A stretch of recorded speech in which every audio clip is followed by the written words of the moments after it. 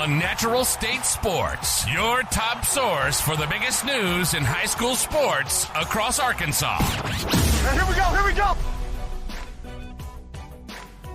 What is up, everybody? Welcome into episode number 31 of Arkansas Preps Weekly here on the Natural State Sports Network alongside Kevin Bohannon. My name is Kyle Sutherland, and we are officially in conference play. I don't know how many times a year, Kevin, we say it just goes by so quickly, but I mean, truly, it's the blink of an eye. I swear we're like still in the beginning of August or even in July, still previewing a lot of these teams. That's what it feels like at least. But I know last week you were on the bench recovering from an illness and got to see some games from the house. We also we got to see Randy Rainwater at the Sonic Blast at Harding University, home of the 2023 Division II National Champions and 4A, now playing in the 5A East state champion Harding Academy. So honestly, we didn't have much. We don't have a ton to talk about from last week just because there weren't that many games. We'll kind of do a mix of recapping. I know that's what we usually do, but more so today is going to be heavier previews just because we start conference play this week. But as you were on the pup list last week, how did that all go? What were some, just kind of instant reactions that you got from week 3? One away. That was the biggest thing. So they were up big. They lose 55-54 to Texas High, a really good Texas High program that's got multiple P4. They got so many college athletes on that team. It's crazy, but so does Fayetteville. Garrett Odom had 5 touchdown passes in the first half, 0 in the second half. So, I think they gave that one away. And I think that would have been big on a national level for them. It doesn't really make a difference for the state, but that's big. Bentonville being 0-3, yes, they 2 to out of state. Lee Summit, Tulsa Union are very good schools. But they didn't look good against Conway. So what do they look like moving forward? Congratulations to Little Rock Central, snapping a 33-game winning streak. That's huge. They got a 21-7 win over Heritage. So I was really glad to see that. I wasn't surprised Benton won. It was the fact that they dominated. And it's like Coach Harris said, yeah, they were up at halftime, but it felt a lot closer. It felt like Harding was right there on the precipice of really, cutting into their lead and, getting some momentum. Harding did everything they could. They onside kicked. They just couldn't get them back. And Benton just showed their superiority as far as depth goes. That was really big. So, Hamburg winning, they're going to be trouble in the 8-4A. I really think that. And DeWitt losing, losing to McGee like they did 22-21. Those were some big things. And then shout out to the Carlisle Bison. Took care of business against Desart, 30-6, 30-8, 30-6. That was what it was. So those are just some of the takeaways. Like you said, didn't have much going on last week, but the things that did happen really caught my eye. Well, we'll go ahead and we'll start it off here at the top. As I said, we'll have a little bit different format than the regular listeners or watchers are used to. But I want to start off with Bentonville. You mentioned Fayetteville there for a second. And Fayetteville, they had that 1-point loss. They're still undefeated, of course, against I guess they've only played one in-state school, being Cabot, because they played Broken Arrow, Oklahoma. But a lot of people are going to look at Bentonville, and they're going to see the 0-3 record. Look, I get it. That's kind of the way that it is. We're visual people. That's the way of the world. But we always say, strength of schedule. And I respect Coach Grant for not only scheduling the way that he did, but especially with what he was losing. He wanted to make sure that his team was prepared for another state title run, their state or at least a state final run. They are back-to-back runner-ups the past 2 years. Now, will this team make it to Little Rock again? I don't know, but I will warn everybody, do not look at that 0-3 record and think that's how Bentonville's going to be all season. Yeah. They've got a very favorable schedule for the next 2 or 3 games until they play Fayetteville. I believe they host Fayetteville this year. That game is on October 18th. So just looking at that, the schedule that they played, what was it, Lee Summit North? That was the most recent one. And I know they told Union is a great program. Overtime. And so they're right there. And this is a team that lost their starting quarterback. And I know they had multiple guys play quarterback last year, but they lost a good bit. So I think Bentonville's in a perfectly fine situation. Yes, they're 0-3, but they're 0-0 as it starts this week. That's right. And that Tulsa Union team, they're 2-1. Their only loss is to Stillwater High School out of Oklahoma, which is a powerhouse in Oklahoma, 36-35 in overtime. They beat Jinx High School this past week 9-3. So, that's what I said. Look, they did not look as good against Conway as we wanted them to, but it's still early in the season. This is the mark of a lot of Jody Grant's teams is, look, they front load their schedule to be ready for that conference run, to be no surprises. They won't see anything the next 7 weeks that they haven't seen or they haven't prepared for. And that's why they've been so good in Coach Grant's tenure. And that's why they're one of the teams that we always look forward to in November and say, hey, they can do it, that we know they can. They're most likely going to get a bye. And that when you get that first round bye, Kyle, it sets up everything in your advantage because you're a home win away from the semifinals. And I've always said, if you can get to the semifinals in any sport, anything can happen because it's usually you have time, no matter what sport it is, you have a little time that you've really gotten some momentum on your side that you can really parlay that into what happens, next. So I really like them moving forward. And like I said, I'm not worried about them. And you mentioned Little Rock Central. I believe it was actually, I wrote this or I sent this to Will wrong. It's actually 33 games. It was 31 games that they had lost coming into this season. So apologies for that. But Little Rock Central, the state's most storied program. There's no debate about that. 32 state championships, 2 national championships, and they've fallen on rough times. Really, I mean, if you think about it, Kevin, I mean, there's been maybe a few, Scooter Register had a good year there. And Kent Laster's year during the COVID 2020 season, they upset Fayetteville. But really, other than that, Central has fallen on hard times for the past 2 decades since they went back-to-back in 03 and 04 or 02 and 03, whenever that was. So 03, 04 during the Bernie Cox days. So this is huge. It's an understatement to say that this is huge for this program. We talked about this with Coach Robinson during media days, just how, they got these facilities coming, and that's going to be big for the district. And just getting a win, getting to taste victory. I know they won their scrimmage game. That obviously doesn't count towards their record, but these kids playing varsity, this is their first taste of a varsity win. So I don't know what the season is going to look like for the Tigers moving forward, but there's no better way to do that than to break it. And they got to do it on their home field as well. Absolutely. And, Central is the only Little Rock School District school that really hasn't seen much change. Little Rock Southwest was born that did away with McClellan and Fair. Hall redid their entire school system, and now it's a STEAM academy with 250, 300 kids. They should be a 3A school. They played 8-man 2 years ago. And then you got Parkview, of course, has been, 2-time, back-to-back state champion. So Little Rock Central is, kind of the black sheep of the Little Rock School District right now in terms of, not much has been put into them. Now they're getting new facilities. They still have over 2,000 kids that are going to school there. Coach Robinson is just about getting the kids, the right kind of kids out of the hallways onto the football field and getting some pride back in that program. You saw it with Scooter there, and we talked to Scooter about this during your podcast series of, okay, what made you go to Central? Everything was going good at Catholic, and it was, Central is always that school that, if they came calling, the tradition was there. There's been a break in that tradition.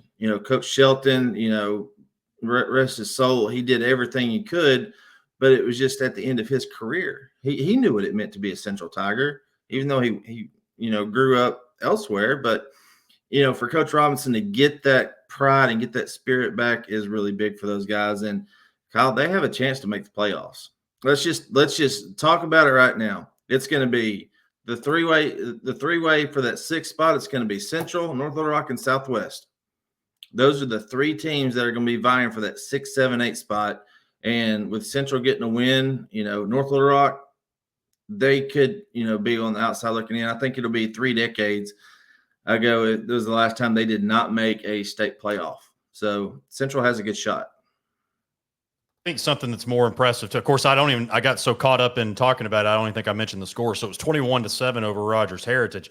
Not only did they get that first win, but they came from behind. If I'm not, I think were they down at halftime or they were down. So that's big. That is huge, because normally, look, that's just what you think when you are accustomed to losing in this fashion.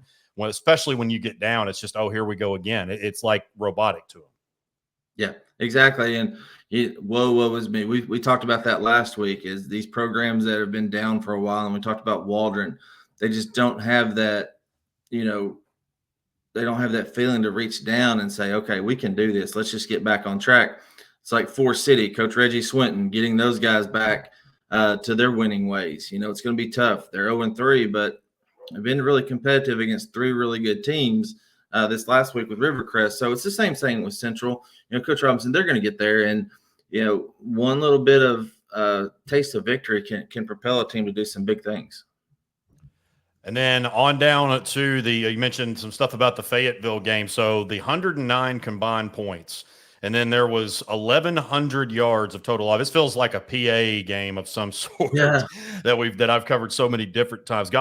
God bless Henry Apple from the Arkansas Democrat Gazette. He had actually mentioned it on Twitter about how, this is fun for fans, but not so fun for sports writers, let alone sports writers on a deadline, if you can imagine that. So Fayetteville led this game 35-19 at half. Of course, RJ and I were following this as we were doing the Buzz game of the week from Harding, and 35-19 at half. Then Texas High scored. They had a really big fourth quarter. They scored 21 points. And then in the fourth, they ended up getting the interception that sealed the game. I mean, there was just a little bit of time left. I mean, Fayetteville was pretty much in a Hail Mary situation, if I'm not mistaken. So Texas High survives. Extremely frustrating for Fayetteville, maybe from a back-to-back undefeated season standpoint, or like you said, a national perspective.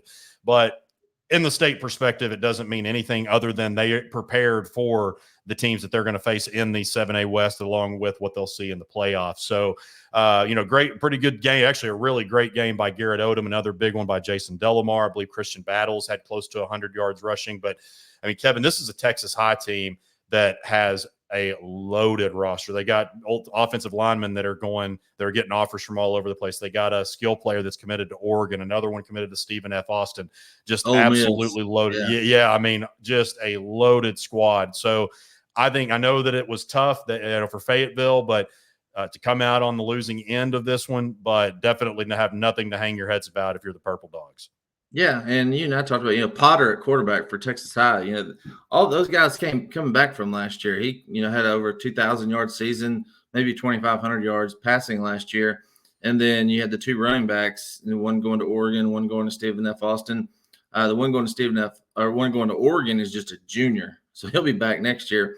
And then they got an all-purpose guy that they can line up just about everywhere, use him a lot of different ways. He's going to the SEC and going to Ole Miss, so it's not a bad loss. And you tend to see it, and Kyle, you lived in Texas for a little bit, so you know this.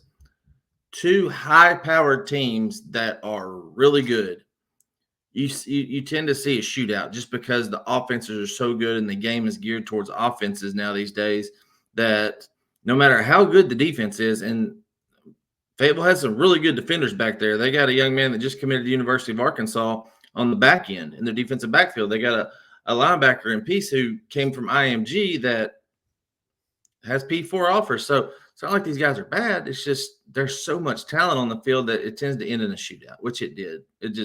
Fayetteville came out on the wrong end of it. 15-game winning streak comes to an end. But like we said, all their goals are still in front of them. So regroup, get ready for Bentonville West at home.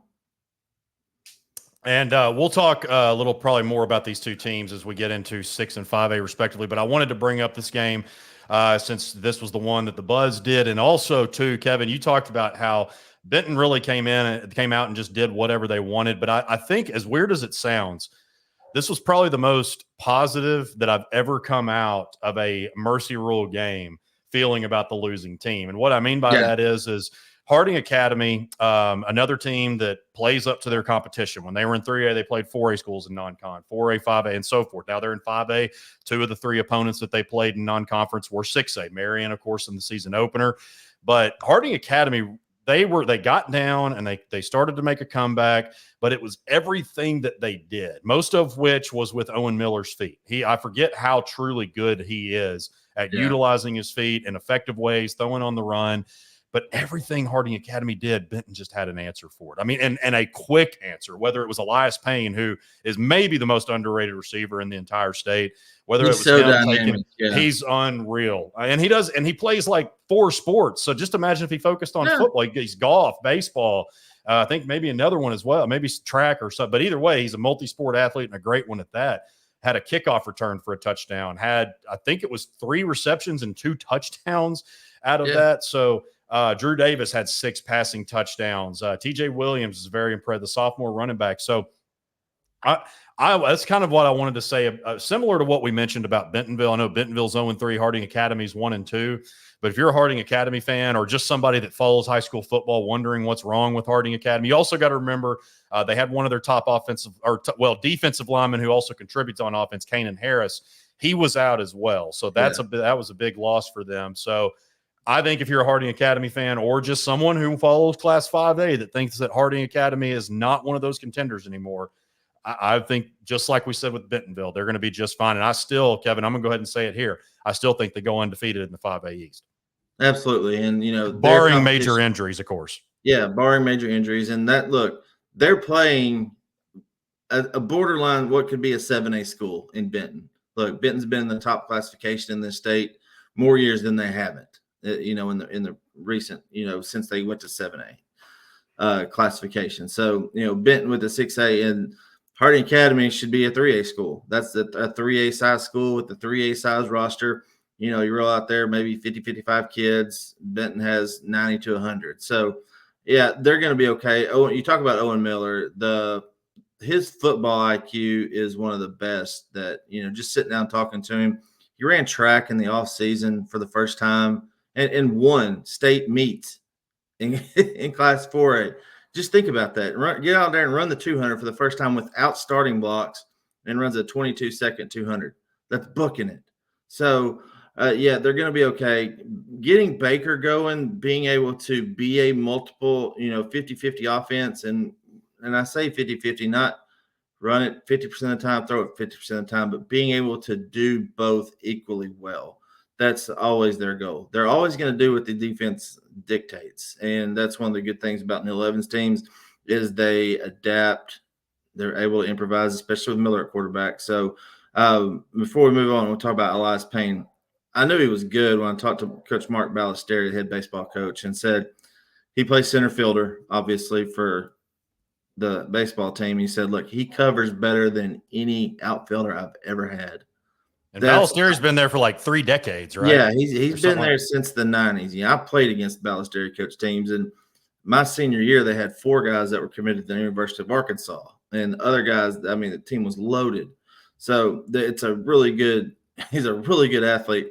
He really, kind of came on the scene last year. He had that game against Little Rock Christian, if you remember that shootout. It was 42-35, but he had like 10 catches for 200 yards. And a touchdown, maybe. It was just one of those nights that you're like, man, nobody can cover this guy. So you really got to see that on Friday night. Maddox Davis, the senior as well, having 2 guys like that Drew Davis as a junior can rely on. Veteran guys, it's going to take them a long way. Drew Davis seems to have settled down since that 4 interception performance against Bryant in the Salt Bowl. Next up, I almost forgot again, the Mineral Springs, as you see, for those that are watching, Mineral Springs in the Quitman game. I'm going to skip to that until we get to Class 2A because I do want to talk about Mineral Springs because I think that they're going to rebound. As I know they got that rebound win, but have mostly had a poor showing for what it's worth, or for lack of a better term, in the non-conference play. So we'll touch on a little bit of them. But we'll go ahead and go to our 7A games to watch this week. So I think first off and foremost, the big one, though, so we're going to be at Little Rock Christian, or it's going to be at Cabot. Little Rock Christian visits Cabot this week. And, Cabot's a beat-up team, Kevin. They've still got a pretty good offensive line. I think they're pretty good on both sides of the interior. But I know Cooper Powell, obviously a big loss. They've had some so-so play trying to get their quarterbacks going and all those things. But anytime, and we've said this, we said this, I don't know how many times. Scott Reed, you certainly just can't count him out. He's one of the best to ever do it. He's got multiple 4 or 5 state championships to his name, just an exceptional coach. So he knows what he's doing. But I think that that's going to be a big one, obviously, not only because Cabot is trying to get off on the right foot after – now they had that big win over Bentonville West in the overtime win after they had lost to Fayetteville. But Little Rock Christian, this is huge for them because they had that win last week. And then, of course, they lost to Shiloh Christian in a heartbreaker. But this is their inaugural game for the Warriors in Class 7A. So both of these teams really needing a hot start. And anybody does when you're starting conference play. But I just think with the stories for both of these teams thus far, extremely important game when you think about how most people expect Bryant and Conway to probably run this, more so Bryant until somebody proves otherwise. So this could be one of those, along with Pulaski Academy, where they fight for that 3, 4, 5 spot. That's exactly right. So the question coming into the season is who's going to be 3, who's going to be 4, and who's going to be 5. Like you just mentioned, we've already talked about 6, 7, and 8 being Central, Southwest, North Little Rock, not in that particular order. I want to remember fans that they haven't seeded teams yet for the state playoffs, but the group of 5. Okay, then you split it into 3 different groups. Okay, so Bryant sitting at 1, Conway 2, and then the PA Little Rock Christian and Cabot. That's really big. Kemp Keller, quarterback for Little Rock Christian last week, 25 of 36, 349 yards, 3 touchdowns. He's getting comfortable back there. First year at quarterback for Dustin Grimmett's squad. So, yeah, this is huge. And right now, I think, you got to give the edge to Little Rock Christian in terms of how they've been playing recently. Cabot got a huge win against Bentonville West in that overtime win 2 weeks ago. So, parlaying that, having a week off to get kind of healthy again. And I hate it for my man Cooper Powell. I've known Cooper for a long time and hate it for him, but he'll be back next year, hopefully, healed, head knee injury. So, but yeah, it should be a great game. And, the other game, there's not any other games in the Central to really look after, but Bentonville West at Fayetteville, Bentonville West, how are they going to bounce back? After that loss to Cabot 2 weeks ago, they've been kind of pushed around a little bit in the preseason. They weren't expecting, a lot of people thought they were going to be the 3rd best team in that 7A West. Right now, I give that to Rogers. So Bentonville West could really make a statement coming out and playing well, but Fayetteville, I think Friday night left a bad taste in their mouth, and they're ready to, kind of get that out. I think for me, and I was going to bring that up. I swear our minds always think alike, but I was going to bring that up because I'm not looking for Bentonville West to necessarily win this game. How do you respond after that OT loss? And Muskogee, it's a great program in Oklahoma. They lost by 1 point. So you're so close. And I'm not really holding the Greenwood loss again. But Greenwood's going to do that to a lot of people, regardless of classification. So I'm not necessarily, like I said, looking for Bentonville West to come out on top in this. It's how do you compete? Can you keep it between 7 and 10 points as opposed to Fayetteville being pissed off and then them coming out and just dominating it from beginning? Yeah, right. So that's what you don't want if you're Bentonville West, obviously. So heading on down to Class 6A, I do want to mention I want to give a quick shout out to Little Rock Catholic being 3-0 under first-year coach Richard Cochran. Try to give those shout outs when we can, but also too, I would say that everybody's really got that 6A game the 6A West game between Shiloh and Greenwood. Greenwood, of course, going to Champion Stadium. Then you've got Mountain Home and Fort Smith Southside. Mountain Home, they're 3-0 after beating, I think it's Rolla, as I've been corrected a few times, Missouri. They beat 2 Missouri teams. That's really big for them. Of course, Steve Airy is a Missouri Hall of Famer, as we've talked about. So 3-0 start there for the Bombers, and they've got a great opportunity. I was talking with Dylan Connolly, who is, we talk about all the time, just those people that we go to that just are so helpful at multiple schools, and Dylan is that for Mountain Home. But it's just kind of like, this is really that game where you're probably thinking about, okay, who's going to take maybe that 5th spot, because Greenwood is certainly at the top. Then you've got the Bentons, the Marions, who's the other one that then Southside, Mountain Home. There's one more in there that I'm forgetting. Shiloh, I think, is who I forgot. So Benton, but behind Greenwood, Shiloh, Benton, Marion, and then to me, whoever wins this game. I mean, I think that, and obviously it's too early to say like who for sure is the 4th or 5th. But to me, this is probably who's that 5th spot in the as far as coffee shop talk goes. But definitely 2 massive games there in the West: Mountain Home and Fort Smith Southside, and then of course Shiloh Christian and Greenwood. That's exactly right. And those are the 2 games that I had marked down. Mountain Home, they put up 500 yards of offense, and it's just okay, like another night at the park. So in our man Neil Denton up there, like, we keep updated with him and talk to him and everything, and keep just looking at their stats and everything. They spread the ball around. They have so many guys that can run the ball, and it's just they've got that feeling right now of okay, this is what we've been wanting to do. They've won, was the past 3 years now that they've won a playoff game. So maybe past 3 or 4. Yeah, I think it's 4. Yeah, 2020 yeah. Every year under Steve Airy, and this is year 5, so 4. Yeah. So they've been rolling along. Southside last week against Southwest, 41-28. Peyton Zimmerman, wide receiver, had a big night.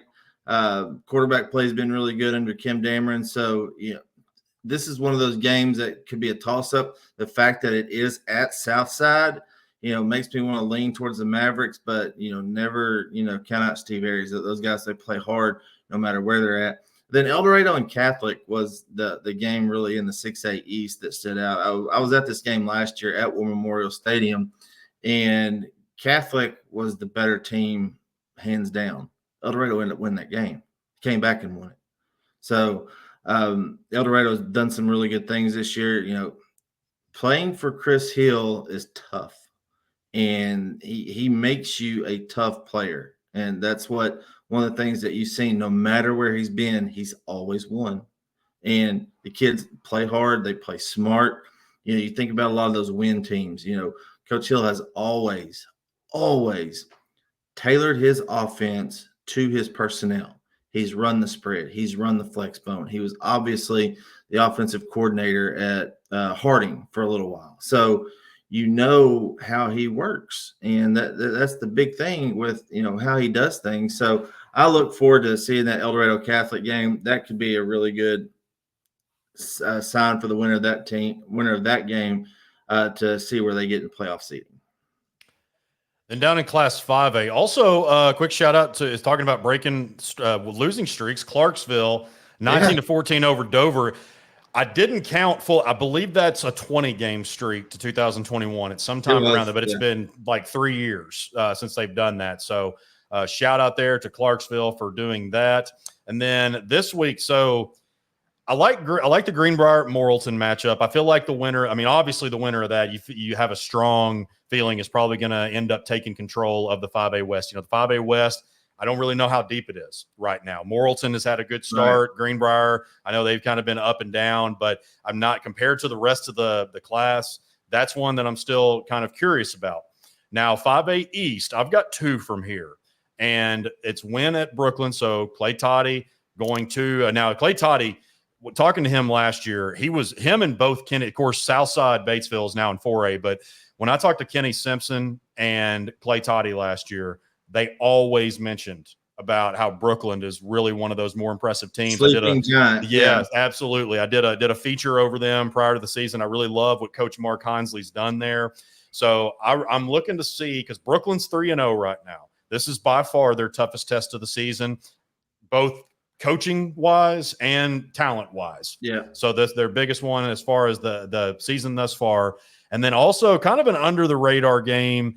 So Paragould at Valley View. Now, neither one of these teams I don't feel has been very challenged, but they're both undefeated. And so I think that that's going to be a good testing ground too, to see where this team's at. Now, I do think that Valley View is probably going to run away with this one, but you got to respect what Coach Randy Phillips has done. Look, I mean, the kids, you can't fault them for the schedule they play. Yeah. They play what they play, and they're 3-0 is 3-0. That's exactly right. So this is a big test for both of these teams, more so because Valley View has obviously been the established brand in the East the past couple of years, and Coach Cockrell's done a phenomenal job there, I think, because they're not that old of a program. But this is a big test for both teams, again, just to get off to that 1-0 start in conference play, because you did so well in the non-conference play. Again, 3-0 is 3-0. That's right. And, Brooklyn, And not to say they're behind Valley View, but in terms of them being right there at the surface, ready to bust through, that's where I think they're at. Mark Heinzley, he's been in Northeast Arkansas. I think he was at Newport for a little bit before he went to Brooklyn. He's coached baseball at Newport. He coached football, was the AD there. So, him being in that situation, Chuck Spears was there, 10 years ago, and they were just, breaking, they were in 3A at the time. But if you've ever been there, it is a great setup. The facilities are next to none up there in Northeast Arkansas, where it's an arms race, just like it is in Northwest Arkansas. Who can have the better facilities, the best field? So Brooklyn turns out for their teams, and it's huge for them. So I really think it's huge because the winner of this game, this is kind of a 3-4 in my opinion. This is that situation of, okay, you win, you set yourself up for that 3, possibly that 2, depending on what happens with Harding Academy and Valley View later on in the season. But it makes the East more competitive at the end of the day, having a good Brooklyn team, in my opinion. So looking forward to that. Lakeside at Camden Fairview should be, one of the things that you and I have talked about, 2 weeks ago. How would Lakeside respond going on the road at Robinson and then opening conference play on the road at Camden Fairview? Camden Fairview's had a week off. They come into the game 2-1. Junie Atkins has had a really good season so far. He's averaging, probably 270, 280 through the air, over 300 yards total offense every game he's had so far. So he's right at that 1,000-yard mark. So it should be a really good test. Garrett Odom, over 10 touchdowns on the season, rushing and doing everything they can do on defense. So, that, and then Motown and Greenbrier, that sets up, really good playoff matchup in that 5A West. I wanted to definitely touch on the Lakeside Camden Fairview because that's probably, certainly on paper, the best matchup of the week in Class 5A, I would say, because that right there is, unless barring just some sort of catastrophe or one team getting, Lord forbid, just hit with injuries, that's probably going to be the winner of this one's probably going to be the team that plays Parkview for the 5A South title. Hot Springs, you thought would be in that mix. Right now, we just haven't seen it. They've lost a lot and just haven't. And they get Parkview for Thursday night. That's right. Yeah, just welcome to 5A South play. So I guess that'll be Wes and Bob's game of the week. Thursday night. Yeah, because they got one more Thursday night game this year. I believe they stopped that in October. So yeah, this one, Lakeside and Camden Fairview, massive because we talked Razorback fans. We talked about the importance of getting that 1-0 win in conference play. This is the SEC to me, and I think to you as well, Kevin. This is the SEC West, or I guess you could say that conference, the SEC of Class 5A. So just big time for between these two, and I think both of them. I think Lakeside and Fairview had a bye last week, so they're both coming up. Okay, so they both challenged very tough in the non-conference. So hopefully get any kind of injuries that they do have. If this game wasn't in Camden, this might be the one that we went. This was kind of the one we were thinking about between that and Cabot and Little Rock Christian. So going to be a big one. I'm sure there will be plenty of butts in those seats for it. So down to Class 4A. Kevin, we talked a little bit about this before we started recording, and not that any are better or worse, but I think this might be the one. And again, now we're differing. We just got multiple options in this class. So Warren is at DeWitt. They lost DeWitt lost 22-21 to McGee last week. Huge win for Coach Marcus Haddock. I know they've gotten off to a little bit rougher of a start, McGee has, than they may have expected. But DeWitt, that's going to be a big bounce back game for them because Warren obviously had some other than the Elkins game, they've been fine for the most part. But, of course, they've had the change at quarterback. But Mena and Pottsville, that's a big one in the what is that now, the 4A4 conference. Yeah. Both of these teams 3-0. 4A1, you've got a matchup. You got two matchups of undefeated squads. Lincoln 3-0 against Gravett 3-0. Elkins, who, of course, we feel like will run away with this conference once again. They are going to be at Gentry. And then another one that I've got, more so because I want to see what Bauxite can do since they're going to be more healthy. Fountain Lake goes to Bauxite. Bauxite's off to a 1-2 start, but they've had, not to make any excuses, but they've had like 10 or 11 guys out with injuries, including Eli Perry. So now their quarterback. So now you can put Marcus Wimberly in the backfield. Now you can put Marcus Wimberly out wide. You can use him in the way that he's, not that he's a bad quarterback, but you can use him in the way that he is really meant to be used, in my opinion. So now that they've got those options, Eli comes back, and I think there's some others as well. I want to see how Bauxite responds because I think they're going to be a really hot team in the back end. That's exactly right. And, Fountain Lake coming up from 8-man playing, 11, playing big boy ball this year. Beat up on Cutter Morningstar last or 2 weeks ago. Might have been last Thursday night. Last Thursday night. So this is big for them getting back into the Cobras, getting back into that really, really tough 7-4A, 7-4A, as you like to call it. So, but yeah, the 1-4A is always, and we saw this last year, I believe, you'll have 4 teams and they'll all be undefeated, and then Elkins just runs away with it. Okay. So, and then Elkins just run away with getting in the playoffs, and Lincoln and Gravette, they're 2 programs that have had success in other sports. They've always scored a lot of points. Now it's learn how to stop somebody. It's really kind of thing that we've seen in that 1-4A conference. So that's going to be big for them. Gentry, lose a coach, do pretty well. I mean, Justin Bingham's done really good things at BB so far. And looking to see what they can do against Elkins. If you can hold them down. Just if you can keep them around 30, you got a chance, is what we've seen in the past. If you can keep them around 30, you may have a chance to win in the fourth quarter. It's just tough to do. So Clinton at Lamar is one that really kind of caught my attention. That's that part of that 4-4A. Last year that conference was just turned upside down. They had a 5-6 team. It was with Bauxite, CAC. Now those teams are gone. They're in their other conferences. So, that could be something that, you kind of keep an eye on. Arkadelphia and Nashville. This was really kind of the point last year that Arkadelphia really kind of turned the tide. They steamrolled Nashville, and I think they put up 55 points on them. So, Nashville, what do they look like after losing to Dardanelle? They lost to Magnolia. Yeah, they beat Hope, but I think you and I could beat Hope right now. Yeah, Hope's struggling. Hope's struggling. So, this could be really big, but I think Arkadelphia is just too good right there. And then Hamburg Monticello, Monticello opened the season with a really good win against a good Fordyce team, which we know now is rolling pretty well with Cadillac Ellison, the freshman, phenom at quarterback. So, the Hamburg Monticello game plays really big in the playoff picture in that 8-4A. And down in Class 3A, Salem at Melbourne. Now, Melbourne's 3-0. Salem is way more battle tested, though. Let's call it what it is. Salem's played Newport. They've played Pocahontas. Prescott. I just couldn't think of Prescott, Pocahontas in the first game, and which they won, and then they've also played Prescott and then Newport. Their 2 losses. So Prescott and Newport probably the 2 favorites, just about everybody's favorites in Class 3A. Now Melbourne, they haven't been tested near like Salem has. However, I remember about 2 years ago that I was maybe about this time going into conference play, I was like, man, I'm not sure that I see it with Melbourne. I don't know what's going to – and then they end up making like a semifinal. 13 straight wins later. Yeah. Third, Stu Smith did a phenomenal job. I mean, they were one of the best turnarounds. Probably Melbourne wasn't bad, but they were kind of middle of the road. But then, of course, that was the year Carlisle had their turnaround and Catholic had their turnaround. So I don't know. Now, look, I believe it's Wyatt Buchanan that was at Izard County that is playing quarterback for him. Wyatt Buchanan's got a phenomenal arm. I loved watching him at ICC in the 8-man ranks. And so I'm not trying to say that I don't think Melbourne's going to have a good season. I just don't know that they're quite up to Salem's level right now. I still think Melbourne could compete for, a top spot in that conference.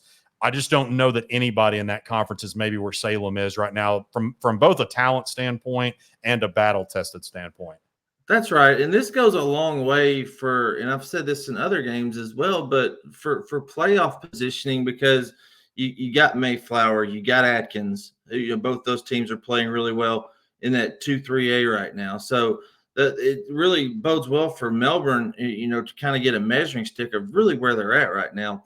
And I'm with you. Salem is that next best team under the big boys that we talked about. How good is Walnut Ridge going to be, in conference play with Newport and Rivercrest right there? So, that Northeast corridor, having those 4 teams with Salem, Walnut Ridge, Newport, and Rivercrest, along with Prescott and Boonville, those are the teams right there that are sitting at the top. And we just kind of got to figure out the pecking order, and we'll figure out a lot of that. The other game in Class 3A that you look at, Smackover and Harmony Grove, Washita County, the HGOC, they beat Junction City, and then they come back down to earth, against Rising. Those were big win for Chris Vereen. That was his first win as the head coach of Rising Wildcats. So Smackover, they put up 64, a couple weeks ago with Mitchell Polk at quarterback, the move in from El Dorado. That was really big for them. So a really big game in the 8-3A. And then Palestine, Wheatley, and Rising. This is huge. Coach Pascal won't beat his dad up a couple weeks ago for Cross County. Coach Van Pascal. So this is really good. The younger Coach Pascal, he's always won. He won at Des Arc. He's won as he's been an assistant coach at the schools he's been at, whether it be over in Memphis. So he's learned a lot. So this would be a really good test for them going down to Rising. And I don't expect this to be a very competitive game, but I am going to keep an eye on Charleston at West Fork. So Charleston is 1-2, West Fork's 0-3, and Charleston, I think, is going to, maybe other than the game against Boonville, I don't think they're going to have a whole lot of issues in this conference because their two losses are by a combined. And Ricky May is another one of those I have so much respect for. He always challenges tough. Great guy too. Combined 4 points that they lost to Pottsville, who's undefeated, as we said, and Ozark, who I know they're still a contender to me. I know they lost now, I don't know how long Gilstrap. It is Eli Gilstrap that was out, or was it Will Banks? Well, Will Banks. I'm sorry. Yeah. I had it mixed up. Will Banks, I know that he tore his meniscus or something. I shouldn't say that. He got injured. He got injured against Charleston. So I don't know the extent of that, but I still think Ozark is going to be a very competitive team. And then Charleston smashed Heavener, Oklahoma, 55-0. Just came out. Hunter Little's a really good quarterback. He was hurt last year. Little, yeah. Yeah, Hunter Little's his brother. Hunter was the linebacker. Carter Little's his brother. But the big one for them, and as we always say, we can look ahead, even though they won't. The big one for them is going to be Week 9 at Boonville. But I do expect the Tigers to really take care of the majority of the rest of their slate. That's another one that is very misleading, being 1-2. I think they're going to get maybe not back to their ways that they were as the hands-down team throughout the season in 2022 when they won their most recent state championship. But I think the Tigers are one that we haven't talked a ton about in Class 3A that are certainly going to be one that we will in the back half of the season. Absolutely. And, Boonville, it's funny because they've lost a lot of production from last year. They keep going along. So when they beat Ozark the way they did, beat them 30-14, 31-14, it was just kind of another game. And they made Ozark use 4 quarterbacks. That was the game Will Banks got hurt in. So, for Ozark to bounce back in that win against Charleston, that was really big for them. So, Prescott had that big win against Salem a couple weeks ago, won 49-0 last week. I mean, it wasn't even close. So they're not going to have any issues running through their conference in that 7-3A either. And last but not least, in Class 2A. So I want to touch base on the Mineral Springs point that I had earlier. So Mineral, it goes without saying, they got off to a really rough start. Now, granted, they've also played very tough. They played up in all 3 of their games. Fordyce they lost, Bismarck they lost, and those are 2 contenders in Class 3A as well. Now, that being said, I think that Jason Hathcock would probably be the first to tell you that giving up that amount of points, over 100 points in 2 games, with what they have, they've got great athletes there, great football players. That's certainly unacceptable to give up that much. Now, the way that they were able to come back against Quitman, or actually, I guess Quitman was making the comeback on them. So more so the way that they were able to right. It was a back and forth game. The way that Mineral was able to survive that game, because you think about it, Kevin, they were 9-0, and I know last year was last year. They were 9-0, lost their final, so they were on a 4-game losing streak coming into last week, dating back to last season. So, as we mentioned about those teams, the Centrals and the Clarksvilles that snapped their long losing streaks last week, that was big for Mineral just to get that win to go in, because their conference is still going to be tough. Now, this conference is not quite what we thought it would look like coming into conference play, because you've got Junction City. Now, always think about strength of schedule, but you've got Junction City sitting in the middle of the pack, Murfreesboro in the bottom half, Mineral Springs in the bottom half. So that's not what we expected coming into conference play. But that's another one that's probably my main point here. I'm not sure what Murfreesboro is going to look like, but I do feel pretty confident in saying that Mineral Springs and both Mineral Springs and Junction City will still be state title contenders. Junction City got their rebound win 17-15 over Smacko, which also congrats to our guy Devin Ball on the birth of his new baby boy. I know that I always mess with him. I'm like, dude, come on. You're scheduling that during football season, man. What are you doing? But no, congrats to Devin on that. And then getting their first win of the season. I guess that was in week 2 that they did that. But I still think that the 2A3 league is going to be very, very deep. And probably when it's all said and done, those teams that are on the middle of the pack right now or towards the bottom will probably be towards the top as we get deeper into conference play. It is. And, you got to think about Class 2A as a whole.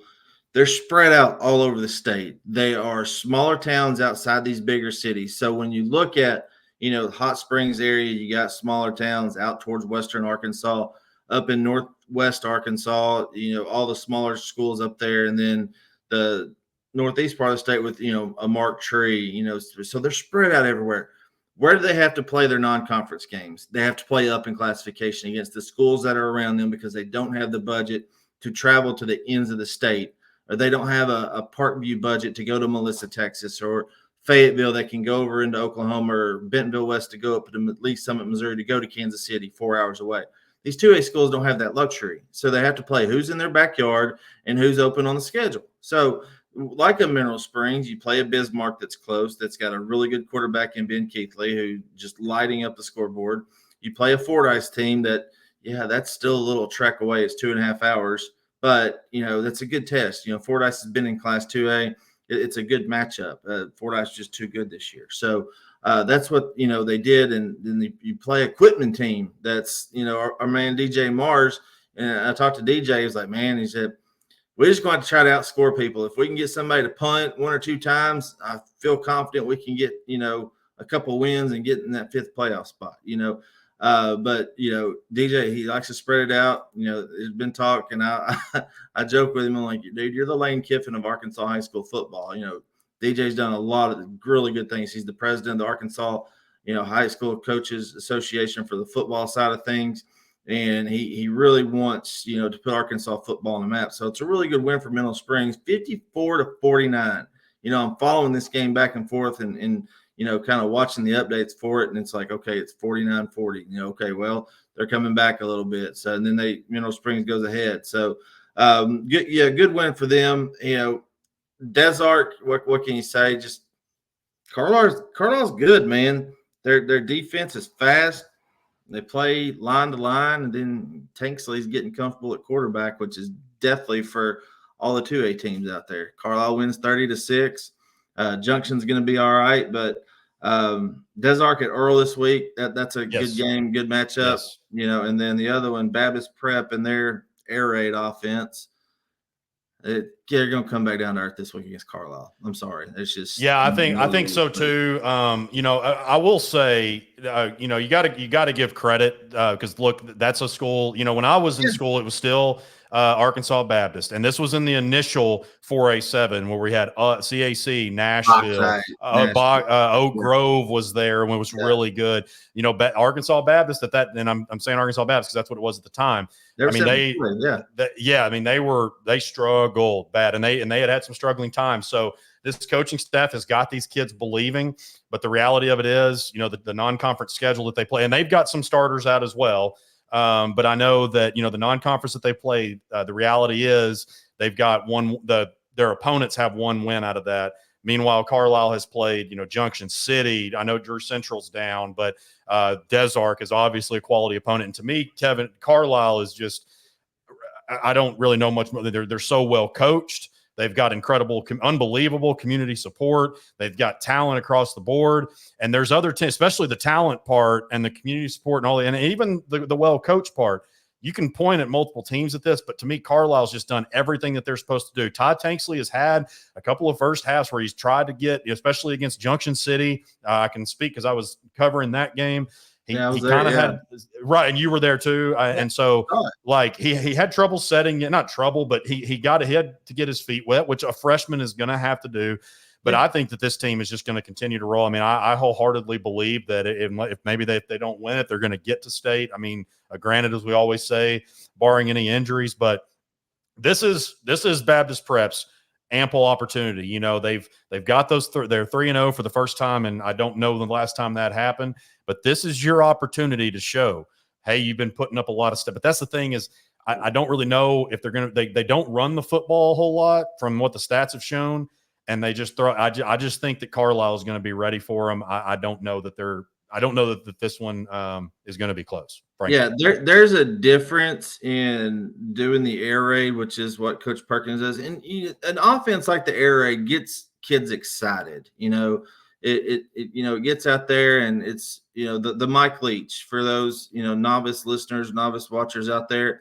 It's the Mike Leach offense. So it's spread it out, throw it around, chunk it up and down the field. Run a lot of mesh crossing routes and hitches, and the quarterback's just reading the open spot, and the wide receivers are running to the open spot. Well, now you're going to get a Carlisle team that can roll up and play man-to-man. They can go cover zero. They can get up in there and put pressure on Nick Cumming at quarterback. So that's something that Baptist Prep has to be ready for, and I think Carlisle will be ready because they can mix up looks. They can leave that safety over the top. And they can shift their coverages on the back end to really frustrate that Baptist Prep team. Yeah, they put up a lot of yards and points they have in the past. I think they won 26-19 in their most recent win. So Episcopal, yeah, Episcopal, which Episcopal they're doing they're better this year. So they've got a big game this week, and but I think Carlisle is they're just too good athletically. And like the coaching part, and it stems from leadership, Kyle. And I'll say this: BJ Green came up from Smackover to take over the athletic director's role and be a principal at the school. BJ coached, back when Scott Waymeyer was there, and they led them to a state championship game under Waymeyer. But Coach Green, BJ Green, is the superintendent now, so it's a trickle down effect of the community involvement leadership. BJ is all about Carlisle Bison athletics, and he bleed that black and gold. So they've done a really good job of including everybody. They rolled out the red carpet for us when we were there for Sonic Blast, and you guys for the game of the week against Junction City. So it's fun to see those traditional small town traditionally great teams be really good right now. I do have to correct myself because Baptist Prep has actually balanced a little more than I gave them credit for. So they've ran it 92 times in 3 games. So I stand corrected on that. The only thing, though, is they're averaging 3.3 yards a carry. So that's where I think is going to be the difference is just, Carlisle is they're just so physical and they're so talented across the board. And I'm not saying – I don't want to take this away. I don't want to take anything away from what the Baptist Prep kids have done because, again – where they were compared to what they've done. I'm not taking anything away from that, but look, it's our job to tell things as we see them. And look, if Baptist Prep goes out there, that'll be one of the first things. That'll be the first thing that we talk about. That'll be the headline next week. Yeah. Absolutely. And one thing I will give Coach Perkins credit for, he embraces being overlooked, and I respect that. He embraces being overlooked, and so that's what we want people to know: is we're not on here trying to trash anybody. We're just Kevin and I put a lot into this. And we call things as we see them. So I think that's got an opportunity for both teams to obviously start off 1-0, but for really Baptist Prep to make a statement. And kind of what I was saying about Bentonville West earlier, I'm not even looking for Baptist Prep to win this game to impress people. Just stay competitive. That's what you got to do with a team like Carlisle when you're a continuing rebuild team like Baptist Prep is. So. Well, that'll do it for the football coverage. I do want to announce real quickly, you might have seen if you follow our social media now, that we have added volleyball. Now, that has nothing to do with Kevin and I. We are not I like volleyball. I'm just not that knowledgeable. I know there's 6 players on the court. I know what an outside hitter is. I know what an ace is. I know what a spot. I know what all those are. I always watch the state championship games. Our man Bobby Swafford calls the majority of those. But we are excited to bring that is something that we've wanted to do. Now, I know it's a little late as we have, 6 weeks left in the season. Is due to some unforeseen circumstances. But at the end of the day, we're just thankful that unforeseen circumstances that have nothing to do with natural state sports But at the end of the day, we're just happy that we're still able to cover this for these kids more than anything. Just like when Kevin and I had made a change back in April, that's really the first thing was. It wasn't what are you going to do? What am I going to do? It's what are we going to do for these kids? And that was really when I got the call on Friday when we started working this stuff out. And we're bringing on Jeff Halpern, who worked with Kevin and I both at our previous outlet. Jeff is a veteran rider in this state. And to me, other than the great Paul Boyd, there's nobody in this state that focuses on volleyball like Jeff does. So we are very excited to have him on board. We will have weekly top performers. We will have weekly rankings on there, and hopefully it'll lead to much more. That's what the goal is here. So I'm extremely, extremely happy about that. But also want to make sure I give him a shout out to our man, Chris Walker. Chris is he actually owns Arkansas Select Volleyball, and he stepped up to the plate and provided this. Chris is a big volleyball guy himself. Obviously, he owns a club team. So incredibly thankful. I can't say that enough. Fence Brokers, Chris Walker. That's him. Chris Walker's our man. Great guy. Yep. Yeah, he is. He's man, and I don't know how many times I've said thank you to him, and I will continue to do so because he really stepped up to the plate and in crunch time. So very happy to welcome Jeff Halpern to the team. He's a guy that I've wanted him. Since Kevin, you and I came over here, I've truly wanted him just because I know how hard he works, how much he puts into this, and the great work that he does. Absolutely. On top of that. So, well, that will do it for our somewhat recap of week 3, preview for week 4. Look forward to getting back into it next week. Good Lord, it'll be the halfway point of the regular season by then. It's unbelievable. I opened the show talking about that, and then I'll close it talking about how fast it all goes. So that'll do it for this week for Kevin Bohannon and all of us here at Natural State Sports. My name's Kyle Sutherland. We'll see you